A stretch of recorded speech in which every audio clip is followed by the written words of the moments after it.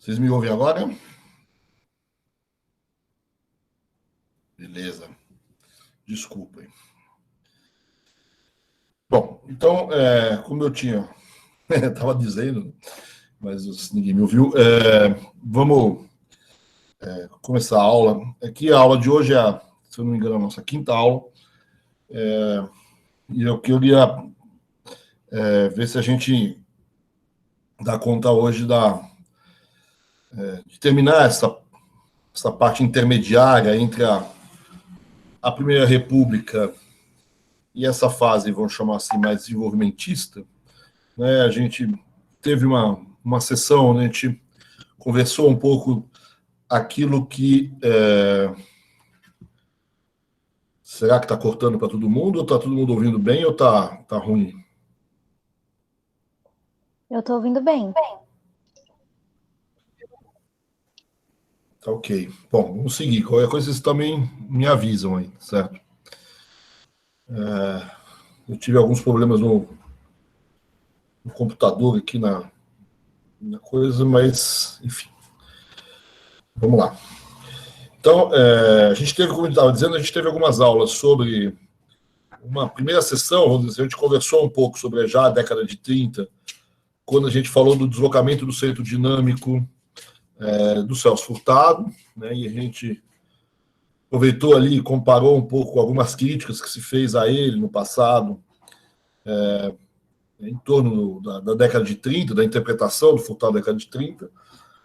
E na aula passada a gente começou também a conversar um pouco sobre alguns temas, né, o populismo, e a gente estava conversando um pouco sobre a ideia das importações, que eu queria, então, terminar hoje, conversar também um pouquinho sobre o chamado desenvolvimentismo, ou Estado desenvolvimentista, e aí voltar, então, ao governo Vargas, ao primeiro governo Vargas, e olhar um pouco a política econômica no sentido do dia a dia, né? Ou pelo menos do ano a ano, né? Que é uma coisa que, principalmente na prova de falso e verdadeiro, ela costuma pedir, né? Na prova escrita, tá certo? Normalmente a questão aqui em relação ao governo Vargas, deixa eu já começar a botar aqui a apresentação para vocês, ela está mais ligado a uma interpretação, obviamente, mais abrangente, né, sobre o significado da crise dos anos 30, até que ponto você teve uma transformações importantes nos anos 30, que tipo de transformações aconteceram nesses anos 30, e no falso verdadeiro tem algumas perguntas, inclusive eu talvez vou mostrar uma aqui, algumas inclusive muito chatas, exigindo datas, etc. Né? Mas a ideia de hoje, então, é a gente resolver esse primeiro governo Vargas, que, como eu estava dizendo, certo? Esse governo Vargas, então, algumas questões, perguntas sobre as transformações que acontecem a partir da crise de 30 e da Revolução de 30, né? A gente nunca pode esquecer que, politicamente, a gente também tem um golpe, uma revolução, aí também fica ao gosto do freguês, certo? Se é um golpe, se é uma revolução. Mas há uma mudança política importante, né? A gente rapidamente falou sobre isso na aula passada, sobre a ideia da Revolução de 30, que afasta um grupo talvez hegemônico do poder, né? Mas não tem pelo menos a maior parte das interpretações não veem a Revolução de 30 como uma revolução que encaminha um novo grupo político forte, de modo a efetivamente ter hegemonia ou ter o controle. Né? O que a gente percebe nesse período, né? Existem algumas interpretações que veem a Revolução de 30 como uma revolução burguesa, mas a maior parte aceita a ideia de que a gente tem ali um conjunto bastante heterogêneo de forças por trás dos revolucionários, vamos chamar assim, e há, no início, um chamado estado de compromisso, enquanto que há, efetivamente, ao longo do tempo, uma tendência a você consolidar uma nova hegemonia, especialmente nas classes urbanas, efetivamente, talvez na burguesia empresarial, industrial, urbana, e, vamos dizer assim, a incorporação aí das massas urbanas como elementos mais importantes, vamos dizer assim, nessa questão política. Né? Então, a gente tem também então, o início dessa transformação, né, dessa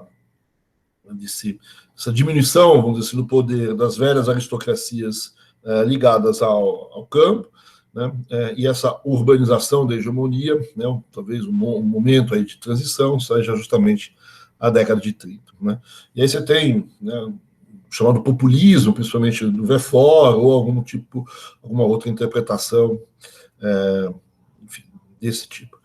Né? E economicamente, o que a gente tem, certo, além de um processo de urbanização, mudanças populacionais, que a gente também, de certa maneira, conversou, né, um fechamento da população brasileira e o início do chamada transformação demográfica brasileira, né, economicamente, o grosso aqui é a chamada endogenização das fontes de dinamismo, né, que também é uma palavra bacana para você colocar na prova, né, endogenização das fontes de dinamismo, né, que o Furtado chamou de deslocamento do centro dinâmico, né, ou seja, quando, de fato, as fontes de dinamismo deixam de ser, principalmente as exportações, e essas fontes se voltam para dentro, então o consumo, os investimentos domésticos passam a ser os elementos decisivos nas variações aí do PIB brasileiro.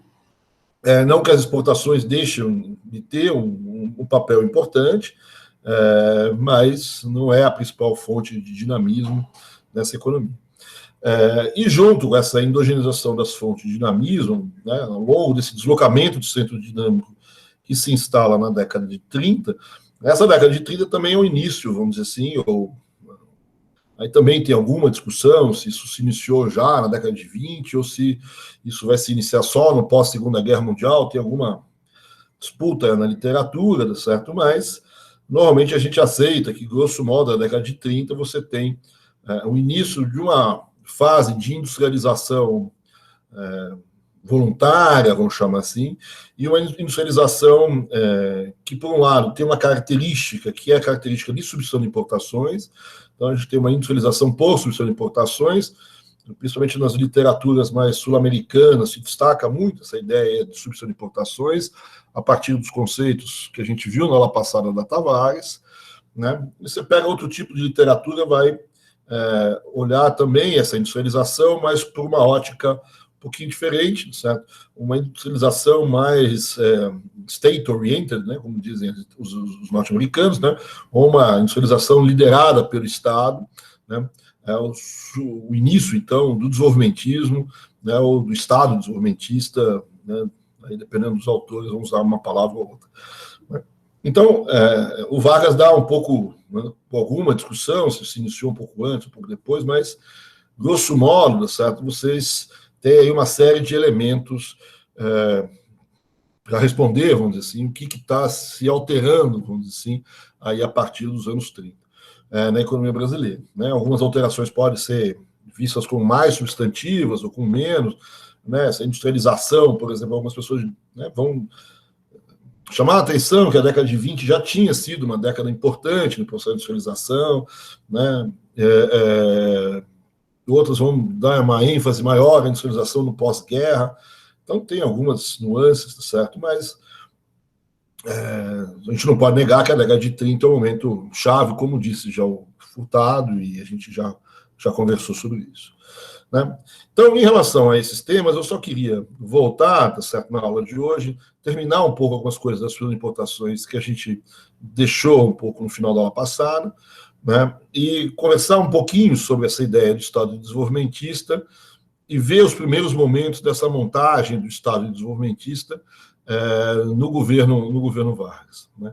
E, a partir daí, falar um pouco sobre a política econômica, mais no sentido curto da palavra, mesmo que a gente já tenha falado um pouco quando a gente discutiu o Furtado, como a gente disse, o Furtado tem uma série de questões que ele acabou, vamos dizer assim, ou esquecendo, ou se equivocando, ou deixando um pouco de lado, mesmo que a interpretação genérica dele esteja mais correta, certo? Tem uma série de elementos que foram corrigidos um pouco pela literatura. Né? E esses elementos talvez sejam importantes para a gente fazer justamente a prova de falso verdadeiro aí da ANPEC. Então, vamos ver se a gente pega a política econômica do primeiro governo Vargas, e aí na próxima aula a gente pega a política econômica do pós-guerra, né? Mas então, voltando à suspensão de importações, a gente já conversou, não vou voltar tudo, né?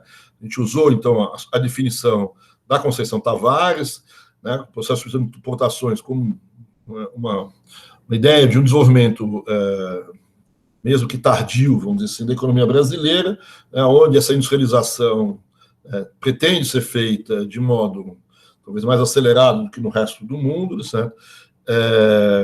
Mas que tem 3 características principais, né? Um desenvolvimento parcial, fechado, que responde a restrições do comércio exterior, né?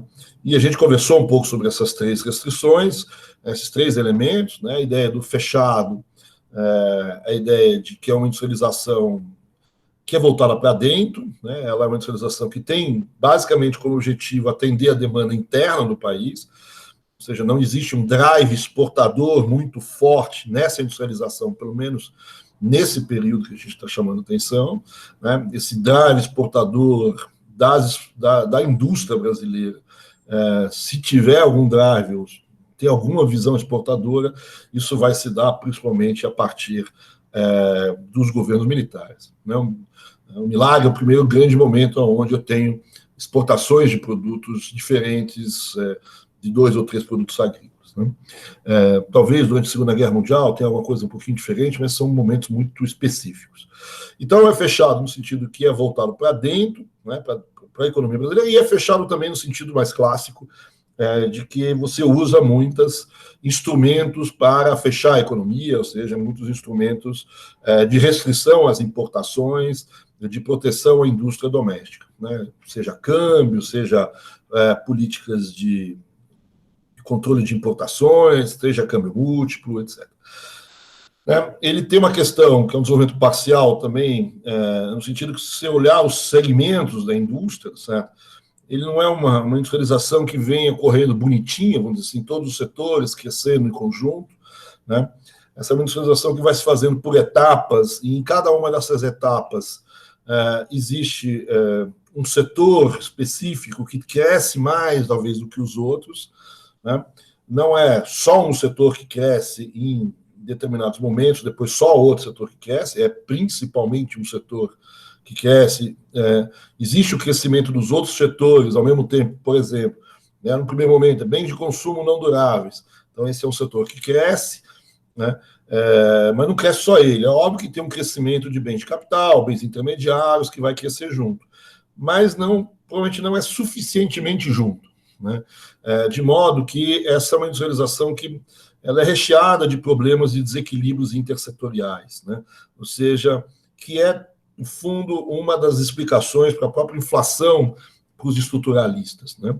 Esses desequilíbrios setoriais, ou seja, eu estou produzindo mais produtos têxteis, roupas, enfim, chapéu, sei mais o que, mas falta, sei lá, tinta para o tecido, falta determinados produtos. Essa falta, né, encarece esse produto, que é um pouco a base da inflação, de uma explicação da inflação, esse crescimento de custos de produção, que pode ser agrícolas, podem ser, né, esses setores industriais, enfim, e você carece, vamos dizer assim, essa industrialização, então, de uma capacidade de planejamento muito grande para evitar esses desequilíbrios intersetoriais, né? Então, essa é a ideia do parcial, né?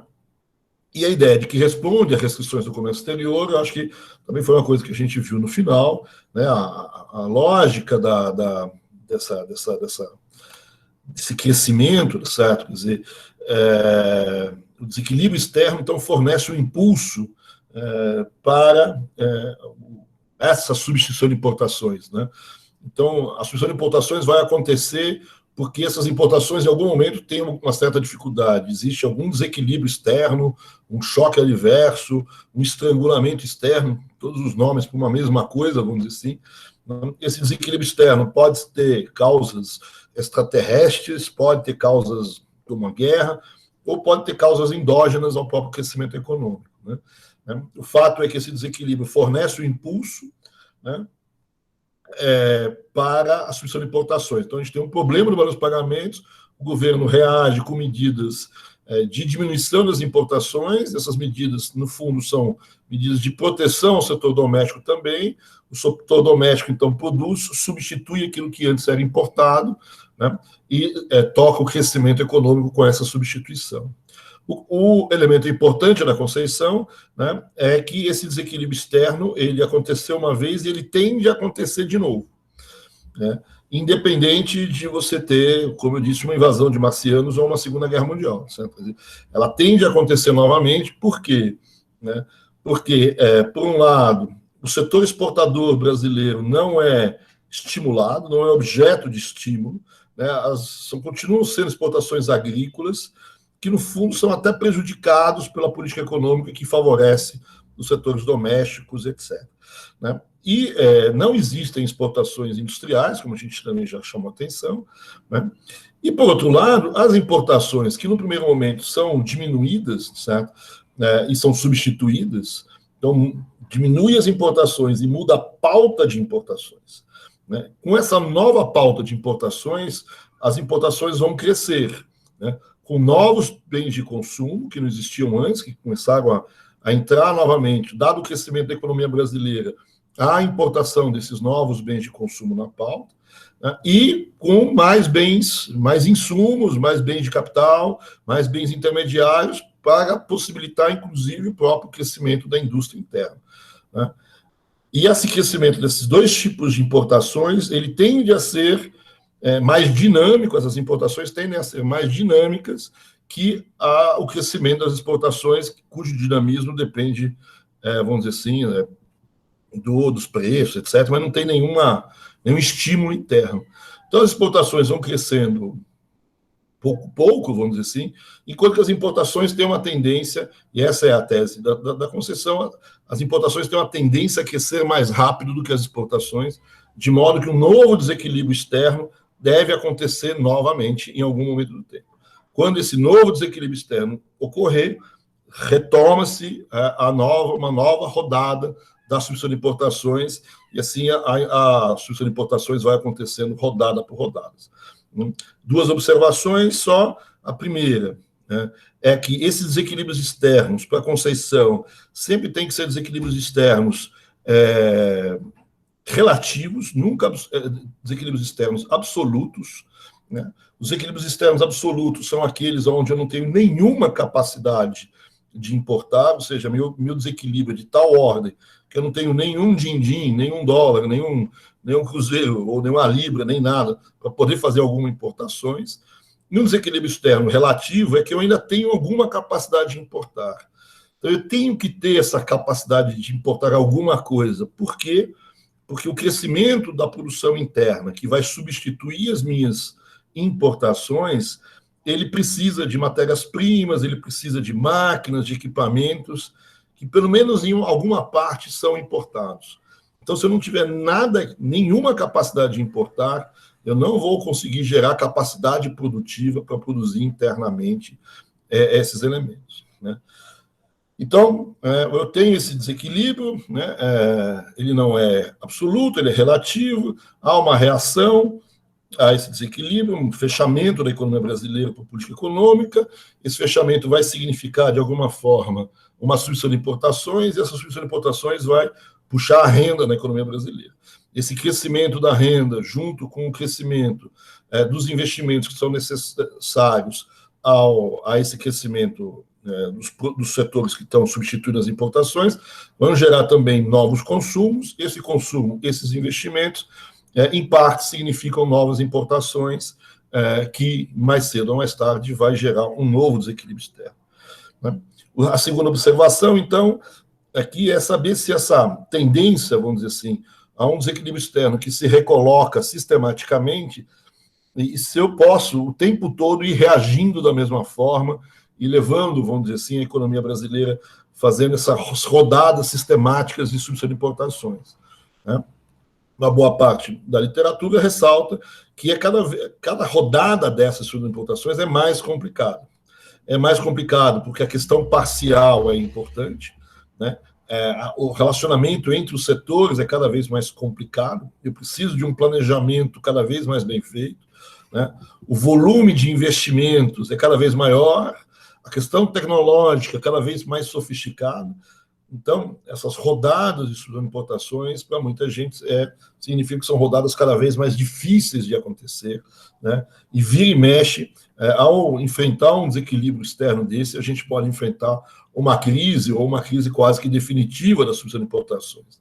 Né? Essa, por exemplo, é uma das interpretações sobre a crise dos anos 60. A gente está enfrentando uma crise das importações, uma crise difícil de ser superada. Né? A gente vai voltar a isso lá nos anos 60, quando a gente colocar. Né?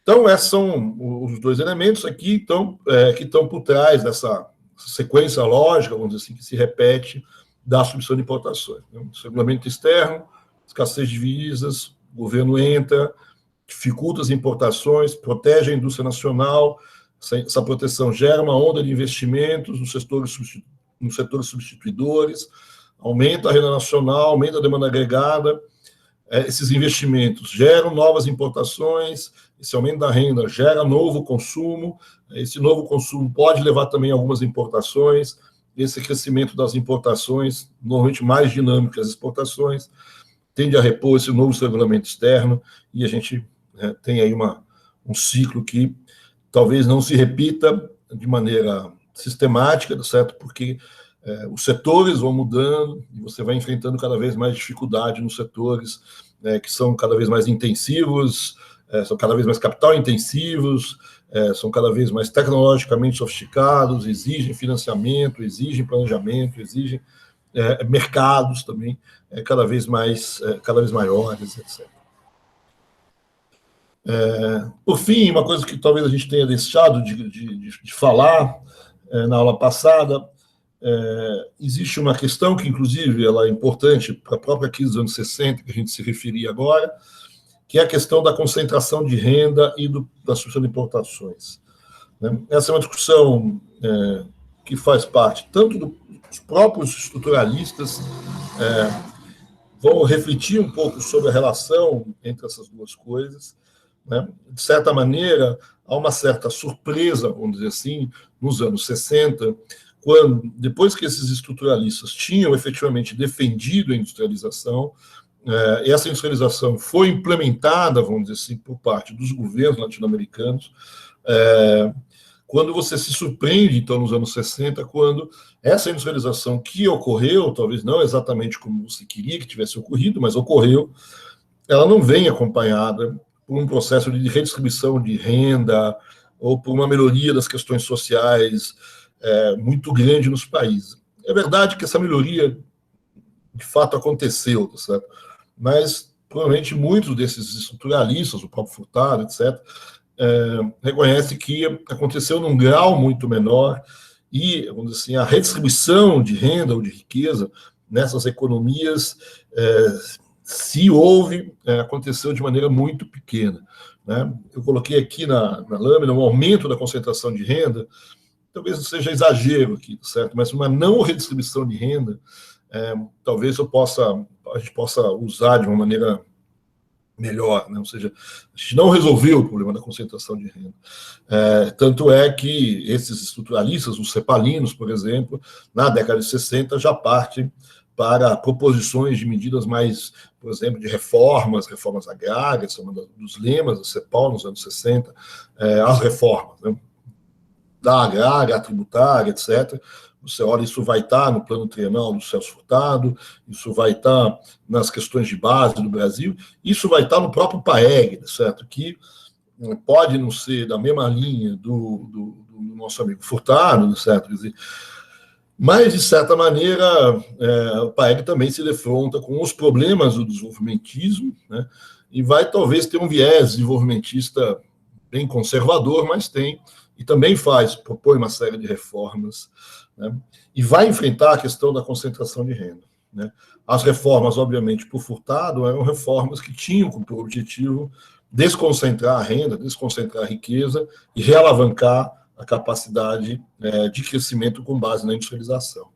Né?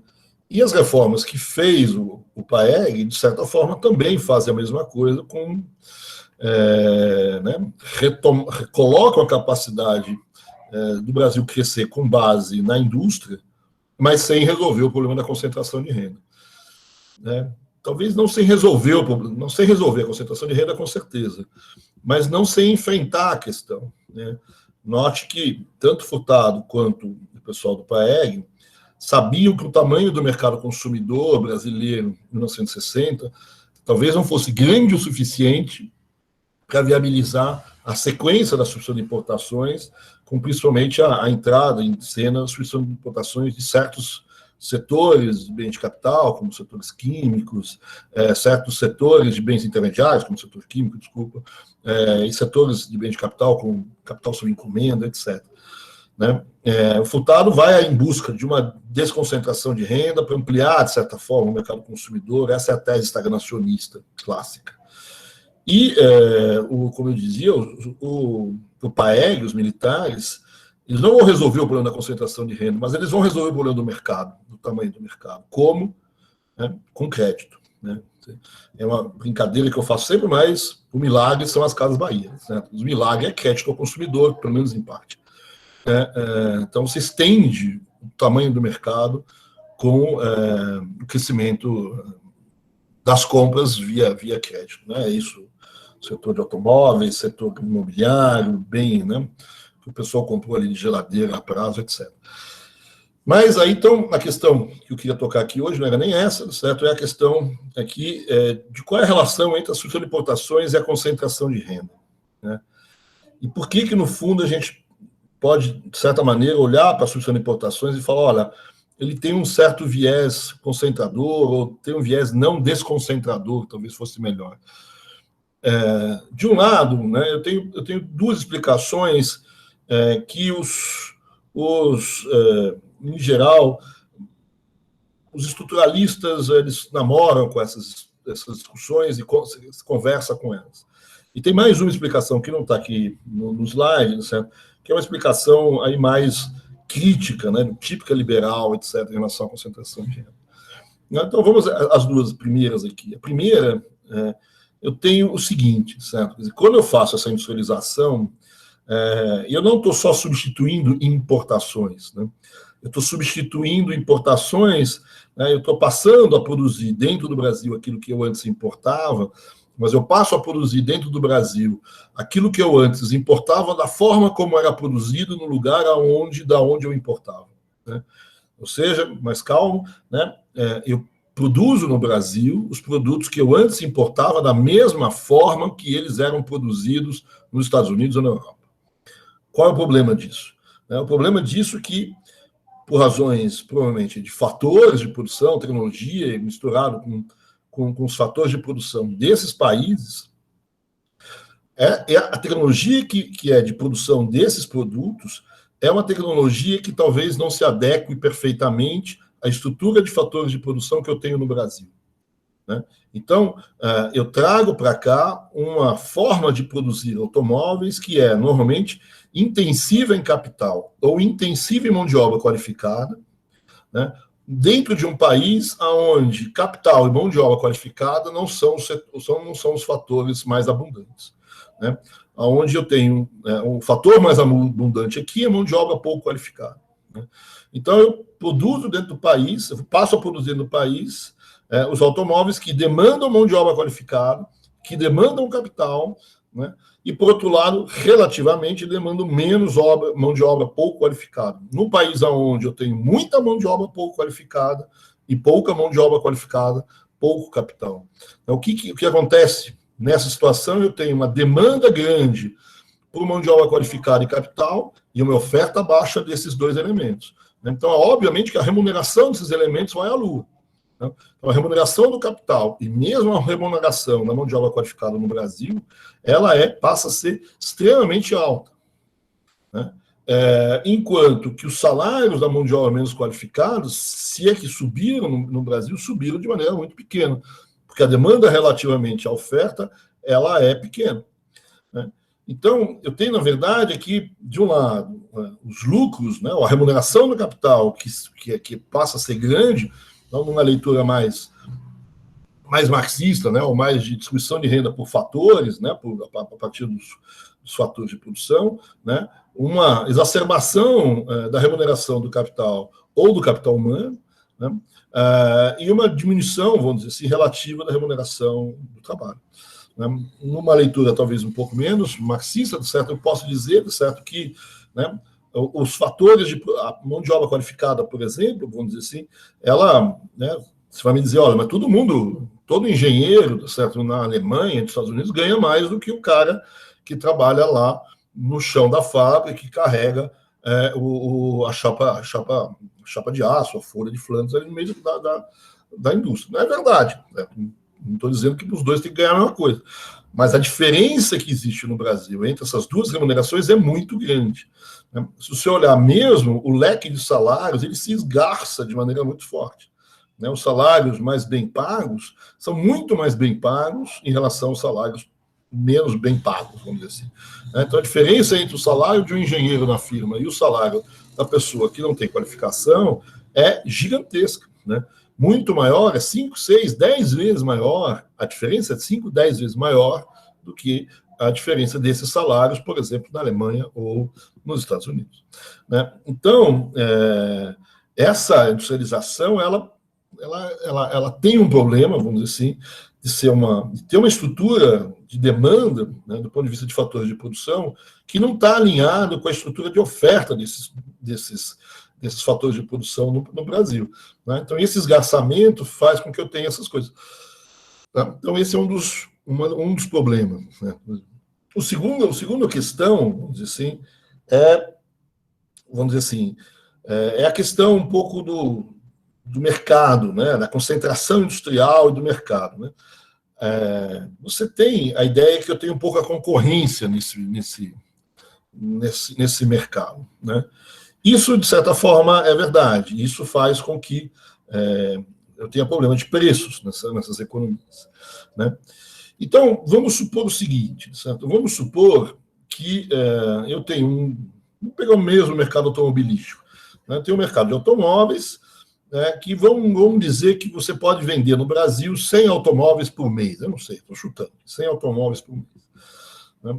Então, se vier todas as empresas que produzem automóveis no mundo se estabelecer no Brasil, vamos supor aqui, para brincar, que são 10 empresas automobilísticas no mundo todo. Né? Então, se eles dividirem irmanamente o mercado no Brasil, né, cada um vai vender 10 automóveis. Aí a empresa olha e fala para mim e fala assim, pô, mas 10 automóveis por mês é muito pouco. Né? Não dá. Minhas plantas, na minha tecnologia, ela só me dá eficiência, certo? Se eu produzir mais de 20, 25 automóveis. Né? A 10 automóveis, eu vou ter que pegar uma planta lá do século passado, certo? Onde eu não tenho economia de escala, né? Onde não me dá vantagens. Né? Eu não tenho eficiência, dado o limite do mercado, vai me limitar a minha tecnologia que eu posso usar. Então, o que vai acontecer no Brasil? Se você pegar a própria indústria automobilística, você vê que vai entrar 3 ou 4 empresas automobilísticas no Brasil. Né? O resto fica fora. Então, essas 3 ou 4 empresas vão entrar e vão dividir esses 100 em 4, vamos dizer, são 25 para cada uma. 25 já, beleza. 25 eu já tenho, vamos dizer assim, uma planta industrial que é capaz de me dar eficiência, quer dizer, que é capaz de me dar economias de escala, vamos dizer assim. Né? Ótimo. Então, eu vou ter no Brasil uma economia de escala. Né? Eu vou ter no Brasil um crescimento baseado, vamos dizer assim, numa planta industrial, numa tecnologia industrial mais avançada e que me dá economias de escala. Né? Aqui o problema está, beleza, eu tenho a tal da economia de escala, agora quem se beneficia dessa economia de escala? Quem é que vai reter essa economia de escala? Na mão de quem fica essa economia de escala? Né? Se a gente tem um sistema de concorrência, né, essa economia de escala ela vai para preço.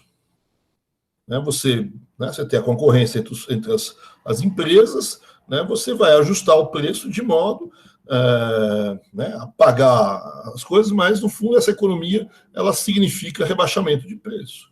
Como eu tenho aqui só 3 empresas ou 4 empresas, um liga para o outro, fala quanto é que vai ser o Fusquinho, aí depende quanto é que vai ser não sei o quê, e você combina o preço.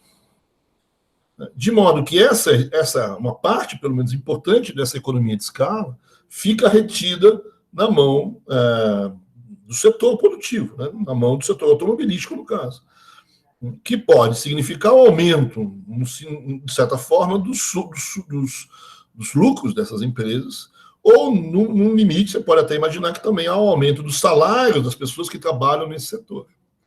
De qualquer maneira, o que você tem é o país ganha em eficiência, mas quem retém esse ganho de eficiência não é a maior parte da população. Isso aconteceria se esses ganhos de escala fossem para preço, certo? Mas não vão para preços, ficam retidos nos setores. Então, vão ser os donos das empresas automobilísticas, vão ser, vamos dizer assim, os diretores, talvez os salários do setor metalúrgico que trabalha na indústria automobilística, que vai ser maior do que o resto da população brasileira.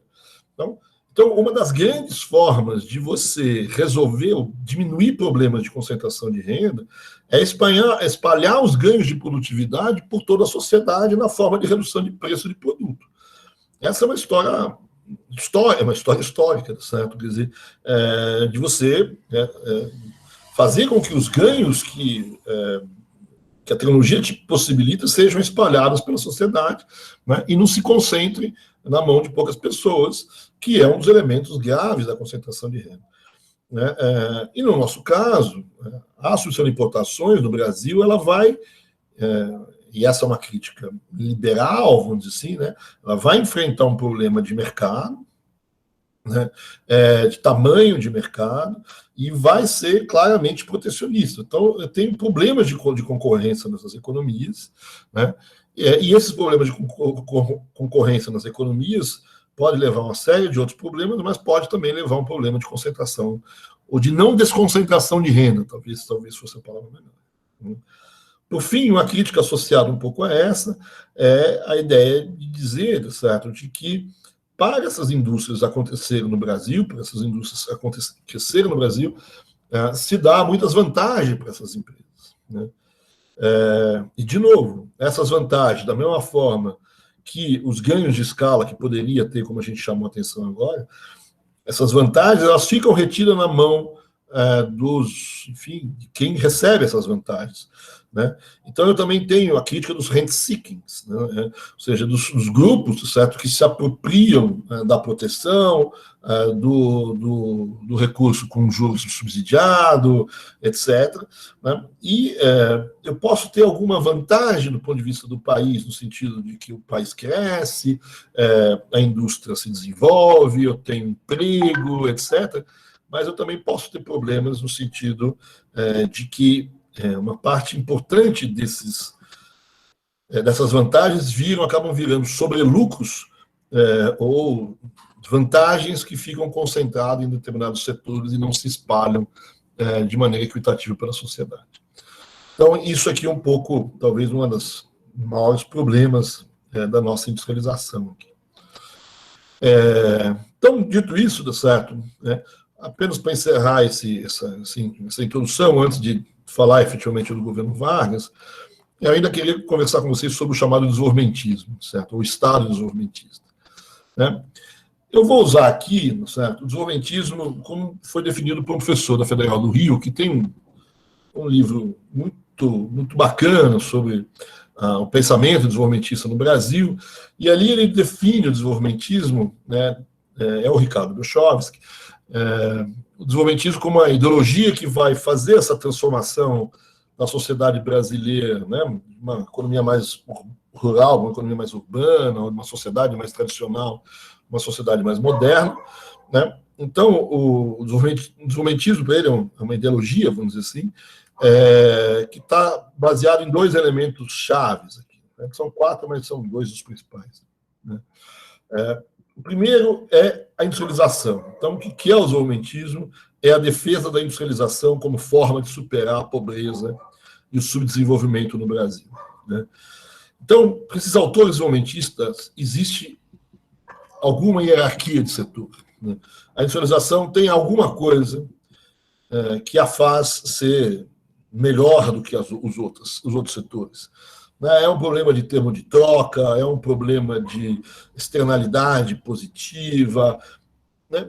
dependendo do desenvolvimentista, a razão pela qual você tem que industrializar o país é diferente, né? Mas todos eles defendem um processo de industrialização, né? Todos eles defendem a gente sair de um país de vocação agrária e partir para uma industrialização que, esse é o segundo ponto, não ocorre pelas forças de mercado. Essa industrialização não vai ocorrer sozinha, né? Não vai ocorrer pela espontaneidade das forças de mercado. É necessário um Estado, né? E aqui, no fundo, o conceito de desenvolvimentismo está, nos seus elementos chave, está definido, né? É uma industrialização, então, levada pelo Estado, né? Uma industrialização que é a forma de superação, então, da pobreza, do subdesenvolvimento, do atraso, do que você quiser, certo? E é uma industrialização que não acontece pelo mercado, né? Você vai ter que forçar essa industrialização, o Estado vai ter que intervir nessa industrialização. Num sentido mais simples, apenas através de planejamento, certo? Quer dizer, né? Planejamento até para resolver esses problemas intersetoriais, essas questões todas, né? Planejamento também para promover essa industrialização, né? Para organizar, vamos dizer assim, as políticas econômicas, etc. Mas, num outro sentido, essa intervenção do Estado pode ir além, né? Essa intervenção do Estado pode ter um papel, vamos dizer assim, como de sistema financeiro, de captar a poupança da sociedade, dirigir essa poupança para a industrialização, orientar esses recursos financeiros, né? Ou promover a própria intervenção do Estado em setores, né? A estatização de certos setores, para facilitar e para promover essa industrialização, né? Então, esse acho que é o conceito mais clássico de desenvolvimentismo, né? Tem uma discussão entre os autores desenvolvimentistas, certo? Sobre a questão se eu preciso da palavra nacional desenvolvimentismo, né? Muitos defendem a importância do nacionalismo junto com o desenvolvimentismo, a ideia de um nacional desenvolvimentismo, né? O que o Belchovsky diz, e várias outras pessoas também concordam, é que o nacional desenvolvimentismo é um pedaço do desenvolvimentismo, é um desenvolvimentismo que tem um posicionamento talvez não contrário, mas mais resistente ou mais reticente, vamos dizer assim, em relação ao capital estrangeiro, né? Mas, na opinião do Belchovsky, existem correntes desenvolvimentistas que são desenvolvimentistas e, mesmo assim, defendem uma participação mais ampla do capital estrangeiro, né? Para o Belchovsky, se você tirar se você quiser, manter o nacional desenvolvimentismo, você vai ter que excluir desse período desenvolvimentista, por exemplo, o governo Juscelino Kubitschek, né? E o plano de metas. O que pode ser um exagero, né? Você dizer que o Juscelino não é desenvolvimentista, né? Ele talvez não seja nacional desenvolvimentismo, né? Ele tem um desenvolvimentismo mais associado ao capital estrangeiro, né? Então, essa palavra, o capitalismo associado ao setor estrangeiro, né? Mas ainda assim, desenvolvimentismo, né? Ainda assim, o plano de metas é uma das maiores experiências brasileiras de planejamento, mesmo que um planejamento parcial, como diria o Roberto Campos, né, e não total, como queria a CEPAL, né, e com uma participação muito maior, né, a montagem do tripé ali, com o capital estrangeiro, né, com uma perna importante, talvez um tripé manco, né, dado que o capital nacional tem aí um pedacinho faltando aí. Mas, então tem um pouco essa discussão da palavra nacionalismo ou não, né? Na bibliografia da ANPEC tem um texto, né, que é um texto do IPEA, que está ali, e nesse texto do IPEA tem o primeiro capítulo, que é de um professor da Federal do Rio Grande do Sul, que muitos de vocês devem conhecer, que é importante na área de história econômica, que é o professor Pedro Fonseca, né? Pedro Fonseca já defendeu no passado a ideia que o desenvolvimentismo devia vir associado com a palavra nacionalismo, né? Mas nesse mesmo texto, é um longo texto, um texto muito legal de ler, né? Só que, enfim, vai depender um pouco das oportunidades que vocês têm, né? Onde ele volta para a questão do desenvolvimentismo e ele também se pergunta se certos aspectos deviam estar ou não junto com o desenvolvimentismo. Por exemplo, a questão da reforma agrária e a questão nacionalista, né? E ele chega, no fundo, a concordar com o Belchovsky, certo?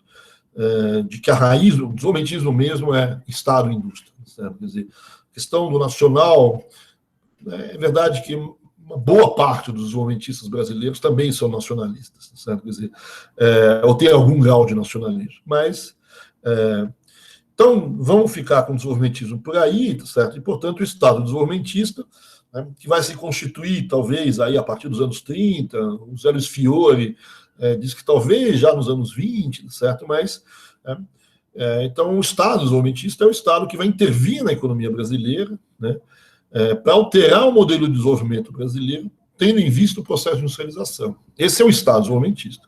É o Estado que usa das suas atribuições, das suas capacidades de intervenção, né, não só para, assim, diminuir a inflação, fazer crescimento, mas para viesar o estilo de desenvolvimento do país, o modelo de desenvolvimento do país, né, ou os setores que vão liderar o desenvolvimento do país, em direção à industrialização. Então, ele vai promover, vamos dizer assim, você tem, a partir do Vargas, então, ampliação da intervenção do Estado, né, em vários setores, e esses estados eles vão intervir. Todas as intervenções, ela tem um olhar, certo? É uma intervenção favorável ao setor industrial. Então, vai conduzir a política econômica de maneira a favorecer o setor industrial, né? Vai levar o câmbio a favorecer, vai usar a política monetária, a política creditícia para favorecer, a política de tributação para favorecer a industrialização, né? Muitas pessoas dizem, mas como é que você pode fazer política monetária favorável à indústria? Certo? É só perguntar para o Delfim. O Delfim é bom nisso. Certo? Quer dizer, né, você chega lá e fala o seguinte para o dono do banco, fala, ou você empresta para o setor industrial, né, ou o teu compulsório vai triplicar, certo? Quer dizer, aí você já conduziu, o cara vai fazer política econômica, vai aumentar o crédito dele para o setor industrial e o compulsório dele diminui, né? Então você viesa a tua política econômica, não são políticas econômicas horizontais, são políticas econômicas com vieses, certo? O papel de regulação que o Estado tem, de regulamentação, talvez seja a palavra que se usava mais antes, né? É enorme, né? Então, vai regulamentar principalmente, a principal regulação aqui é o mercado de trabalho, né? Regular a relação entre trabalho e capital, né? Então, o governo chama para si essa discussão e, né, tem toda a CLT ali para regular essas atividades, é óbvio que isso também faz parte da questão política, etc., mas economicamente você está regulando o mercado de trabalho e tentando impedir, vamos dizer assim, que os conflitos capital-trabalho inviabilizem o processo de industrialização. Algumas pessoas acham que você concedeu demais, etc. Falou, olha, você exagerou nessa regulação e tal, mas, em geral, né, você regulou de forma a evitar, vamos dizer assim, que um possível conflito entre o capital e o trabalho fosse a ponto de inviabilizar a industrialização. Vamos lembrar que a gente tem aqui, né, estamos no meio da Guerra Fria, estamos em situações, né, onde pode ser... Mas não só o trabalho, né? Você tem uma série de relações intercapitalistas e é impressionante de ver como o Brasil vira uma sopa de letrins, certo? Quer dizer, é código, é lei, é ministério, é órgão, é departamento, é comissão, para tudo quanto é lá, uma boa parte delas é para resolver essas relações intercapitalistas, né? Então, né, você tem mais do que o mercado regulando muito dessas relações intercapitalistas, muitas vezes é o governo que intervém, né, definindo preço, definindo, enfim, eu costumo brincar, no limite o governo na indústria têxtil ele só faltou definir o grau, vamos dizer assim, de rigidez do fio lá, uma coisa parecida com isso, né? Eu tenho, além disso, né, aí, né, no Brasil isso foi mais forte, né, uma estatização na provisão e na produção de bens, né? Principalmente na provisão e, no caso, na produção de infraestrutura. Essa provisão de infraestrutura, normalmente, ela é sempre pública, certo? Mas as empresas estatais assumiram a produção, vamos dizer assim, desses setores de infraestrutura. Muitos deles antes eram provisões, eram concessões públicas administradas privadamente durante toda a Primeira República. As estradas de ferro, os portos, a energia elétrica eram, vamos dizer assim, concessões públicas, mas eram empresas privadas que exerciam, né? E durante o governo Vargas, né, a gente tem uma estatização, talvez não de tudo, mas de uma boa parte dessa infraestrutura. Né? E a gente também tem a produção de uma série de bens, principalmente bens intermediários, né?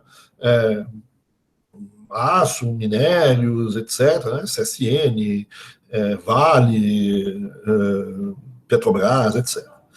Né? E, por fim, a gente também tem um Estado, como eu disse antes, que conduz, vamos dizer assim, vira um sistema financeiro, certo? No fundo, no Brasil, o Banco do Brasil e depois o BNDES, tem essa função de captar os recursos, ou de maneira voluntária, ou de maneira involuntária, vamos dizer assim, você obriga as pessoas, então você obriga o pessoal a ter o FGTS, você obriga a pessoa a ter a aposentadoria, né, e esse dinheiro da aposentadoria, do FGTS, vai ser usado no financiamento da industrialização do país. Né? Então eu tenho, esse é o Estado intervencionista. Né? Esse é o Estado desenvolvimentista que usa praticamente todas as suas atividades, vamos dizer assim, elas são viesadas em prol da industrialização.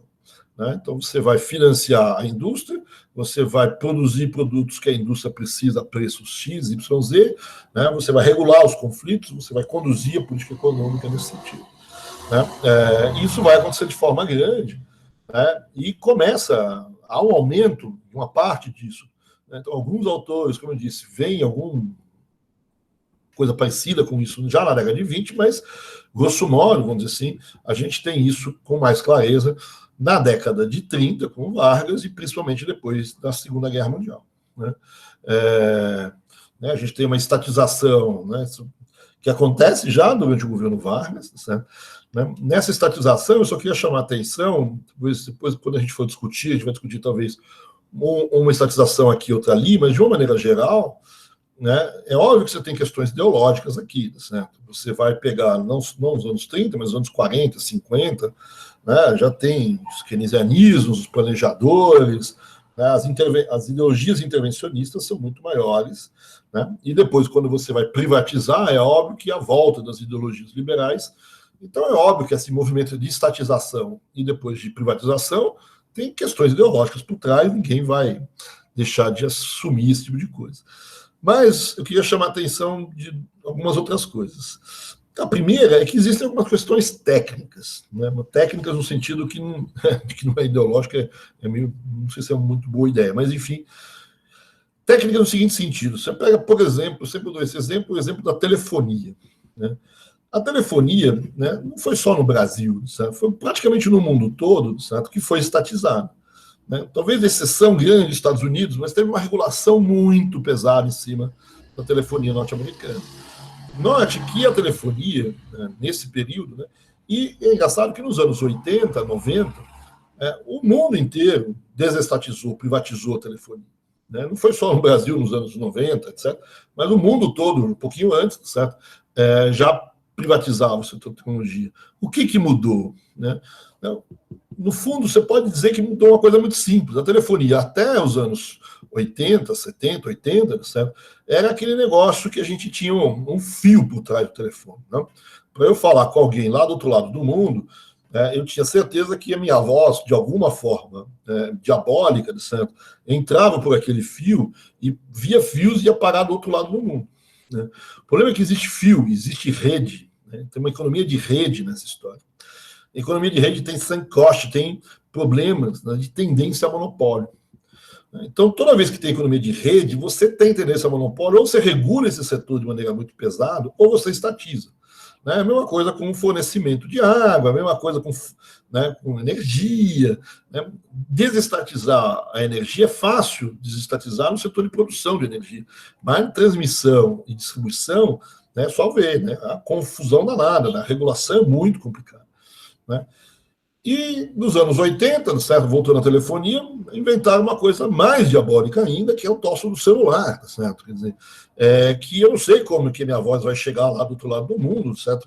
Não vai nem por fio, certo? Vai pelas ondas magnéticas, não sei o quê, deve ter alguma coisa a ver com a teoria da relatividade, então alguma coisa muito, muito complicada aí que eu não entendo nada, certo? Mas não tem mais o fio. Né? Se não tem mais o fio, e como tem várias ondas que podem andar por aí, certo? Quer dizer, eu posso fazer concorrência, certo? Quer dizer, eu tenho possibilidade de sair de uma tendência de monopólio natural e estabelecer concorrência entre as empresas que, enfim, usam essa tecnologia diabólica aí, certo? Então, tem questões desse tipo, né? Volta para a energia, mesmo a produção de energia. Né? Nos anos 30, para você fazer mesmo uma termoelétrica, certo? Você precisa investir, você tem que ter uma escala gigantesca. A recuperação desse capital é em 20 anos, tá certo? Com um risco gigantesco, certo? Então é um problema. Hoje, você cogera energia, eu sou de Ribeirão Preto, né, do em Ribeirão Preto, eu tenho um monte de usina de cana, certo? Que gera energia para abastecer uma cidade fácil, certo? Quer dizer, então, o custo, vamos dizer assim, não estou dizendo que é barato, certo? Mas é muito mais barato do que as velhas termoelétricas. O tamanho do investimento, do planejamento é muito menor. Então, eu tenho muito menos economia de escala, eu tenho muito menos problemas de planejamento. Né? Então, as coisas mudam também por trás dessa questão e leva a essa mudança de estatização, privatização, que é só uma chamada de atenção. Junto com essa mudança, né, tem uma questão do financiamento. Vamos lembrar que a gente está falando aqui dos anos 30, 40, 50, 60. Né? Nesse período, o sistema financeiro mudou radicalmente do período de antes de 30 e é bem diferente do período de depois de 80. Né? O que tem antes de 30 e depois de 80? O mercado de capitais.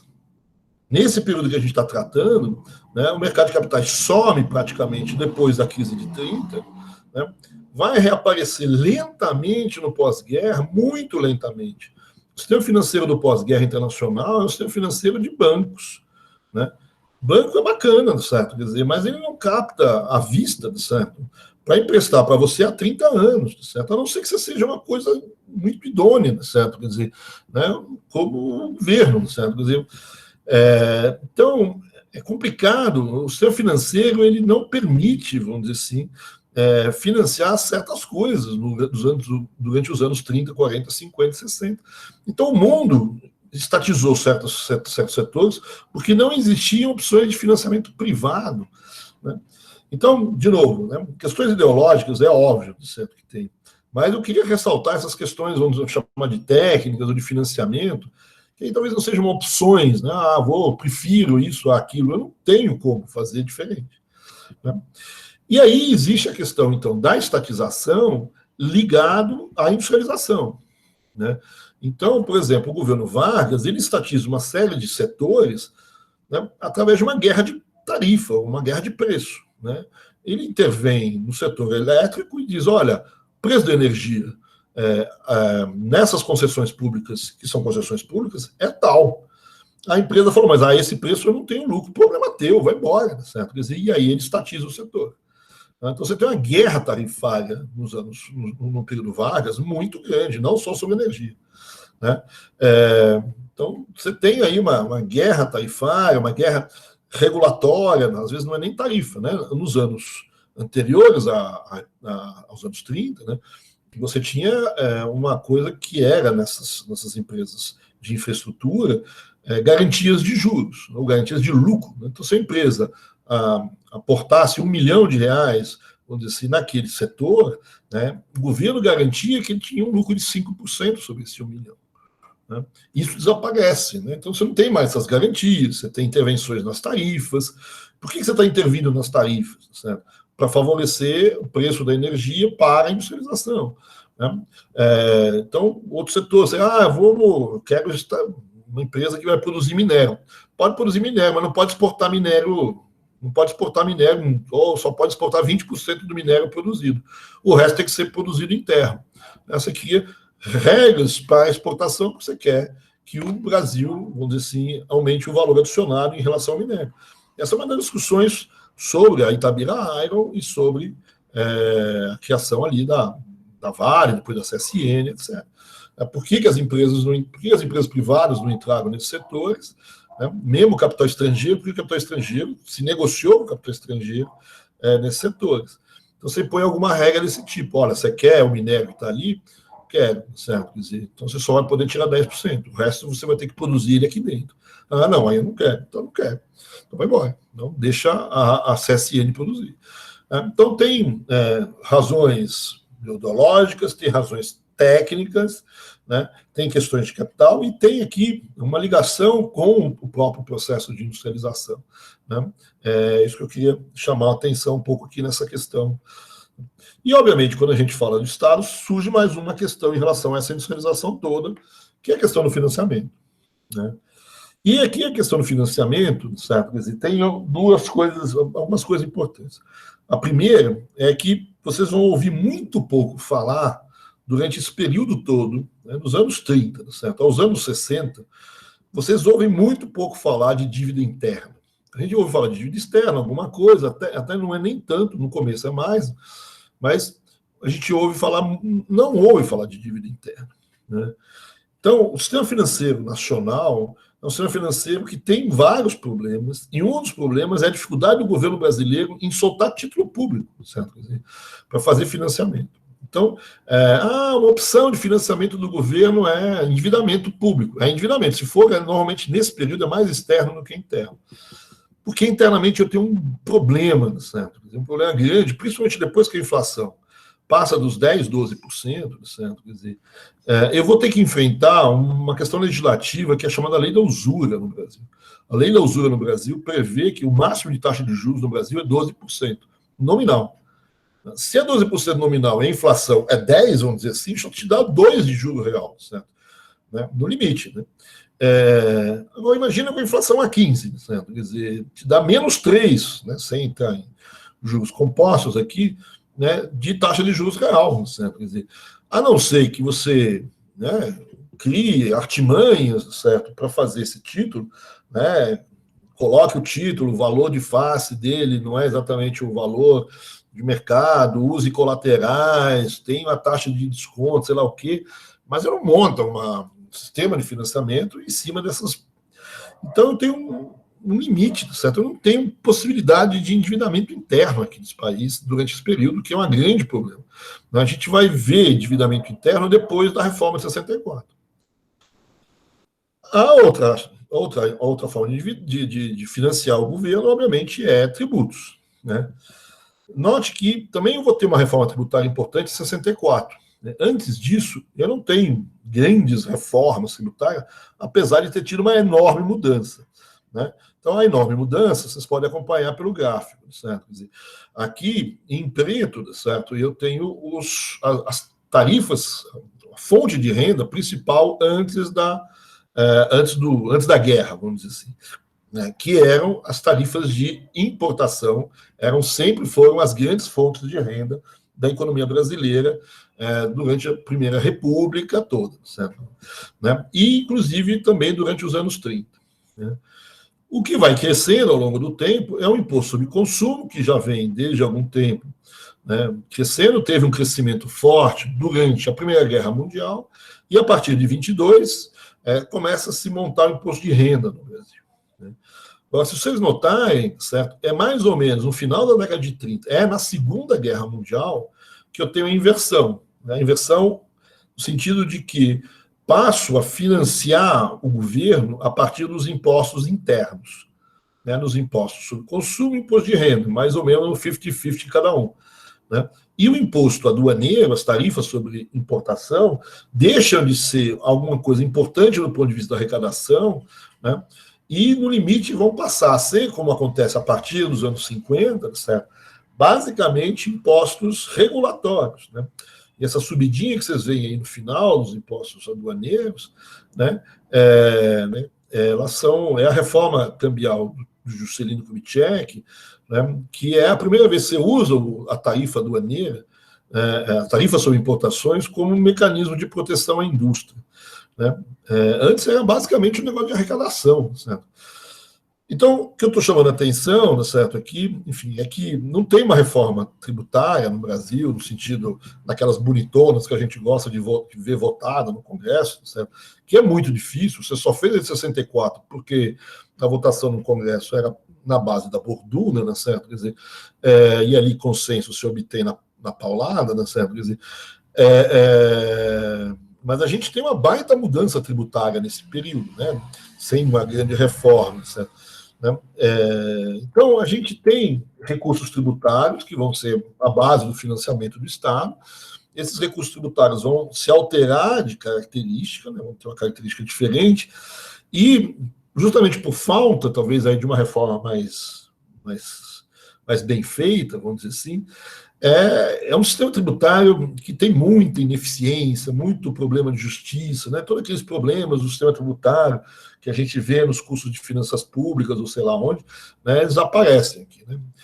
É um sistema ineficiente, é um sistema injusto, é um sistema que não conduz à responsabilidade política, enfim, todos aqueles problemas. Mas é o que tem, certo? Quer dizer, então, agora, além dos recursos tributários, os recursos tributários por si só, eles claramente eram suficientes para o crescimento do papel do Estado nesse período. Né? Então, você vai se valer de outras formas de financiamento. Umas são estranhas, né? São as formas esquisitas de financiamento, né? Que são as chamadas poupanças compulsórias. Né? Uma poupança compulsória que não é só brasileira, é clássica nesses momentos de industrialização, é você usar os recursos da Previdência Social. Né? Então, você usou isso. O sistema de aposentadoria que estão sendo iniciados, mais ou menos, na final da República, da Primeira República, e durante o governo Vargas, é quando começam os institutos de previdência, são os institutos de previdência ligados a determinados setores trabalhistas. E esses institutos previdenciários, esses IPs, vamos dizer assim, eles acabam sendo obrigados a depositar os seus recursos, né, no Banco do Brasil, na Caixa, ou depois no BNDE, né, e a partir desses recursos, que são, enfim, guardados nos setores públicos, é que você tem, então, esse banco, o BNDES, então vai usar esse dinheiro para fazer a industrialização. Depois, em 64, de novo, além das reformas que a gente já falou, do tributário, etc., tem uma nova poupança compulsória importante, aliás, tem duas novas. Um é o FGTS, o outro é o PIS. Né? Então, essa industrialização brasileira, o papel do Estado é forte e ele usa muito essas poupanças compulsórias, né? Essas forçações para cima do governo. No fundo, é a poupança de longo prazo da população que é feita de maneira obrigatória. Né? A gente diz, mas o setor privado, o bancário privado, não faz o longo prazo. Na verdade, o governo já impôs a poupança privada de longo prazo nesses setores, previdência obrigatória, né? FGTS, depois PIS, etc. Então, a gente usa muito esse tipo de coisa, né? Esses recursos meio, né, esses fundos de desenvolvimento, né? Até, bom, se você tiver uma ideia hoje, fala com o Guedes que ele te acolhe para ter um desses fundos esquisitos aí, né?